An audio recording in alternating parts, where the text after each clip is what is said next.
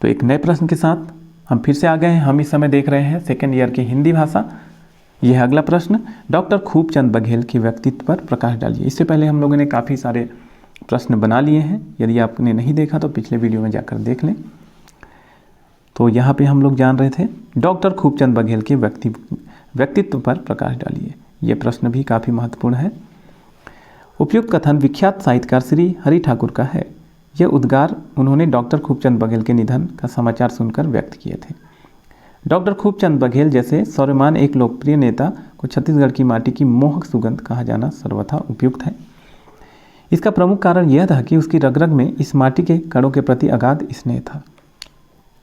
छत्तीसगढ़ को गौरवपूर्ण स्थान दिलाने के लिए उन्होंने अपना सर्वोच्च न्यौछावर कर दिया। डॉक्टर बघेल एक डॉक्टर थे और सरकारी नौकरी पर आसीन थे। यदि वह चाहते तो अपने पेशे में महारत हासिल कर सकते थे और पर्याप्त धन एवं ऐश्वर्य प्राप्त कर सुखमय जीवन व्यतीत कर सकते थे, परंतु उनके हृदय में छत्तीसगढ़ का शोषण एवं दमन देखकर विद्रोह की अग्नि सुलग रही थी। छत्तीसगढ़ वासियों की करुण दशा देखकर उनका हृदय चित्कार कर उठता था, क्योंकि वे एक सच्चे देशभक्त थे।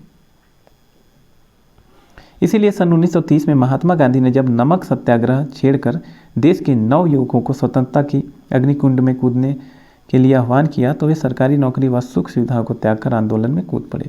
उन्होंने पंडित रविशंकर शुक्ल, महंत लक्ष्मीनारायण दास, ठाकुर प्यारेलाल सिंह जैसे नेताओं के गिरफ्तार किए जाने पर सत्याग्रह आंदोलन की बागडोर अपने हाथों में थाम ली। डॉक्टर बघेल ने इसके अतिरिक्त जंगल सत्याग्रह, विदेशी वस्तुओं का बहिष्कार तथा शराब की भट्टियों पर पिकेटिंग करने में भी सक्रिय भूमिका अदा की। आज़ादी के आंदोलन में भाग लेने के कारण उन्हें ब्रिटिश सरकार का कोपभाजन होना पड़ा था तथा 3 बार कैद की सजा सुनाई गई और वहां कारागार में कठोर यातनाएं सहनी पड़ी। उनके इस त्याग और बलिदान से हजारों युवकों ने प्रेरणा ली और आज़ादी के आंदोलन में कूद पड़े। डॉक्टर खूबचंद बघेल न केवल प्रखर स्वतंत्रता सेनानी थे, बल्कि समाज सुधार की दृष्टि से भी इन्होंने महत्वपूर्ण उदाहरण स्थापित किया। गांधी जी के आह्वान पर उन्होंने अछूतधार आंदोलन में भाग लेकर सामाजिक समरसता की स्थापना की।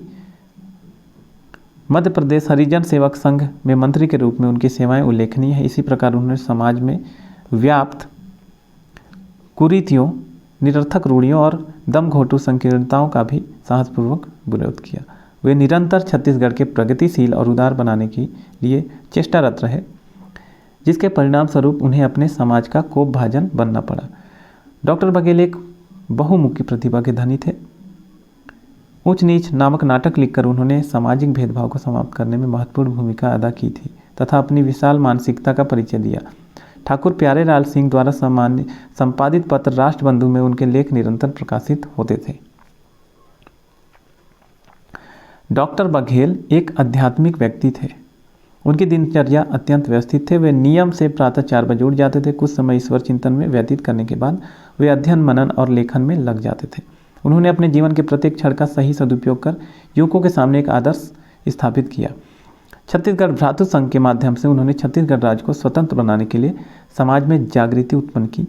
वो 3 बार विधानसभा के सदस्य चुने गए। वे चाहते तो शासन में मंत्री पद प्राप्त कर सकते थे, पर उन्होंने यह अनुभव किया कि सत्ता में रहकर निष्पक्ष भाव से समाज सेवा नहीं की जा सकती।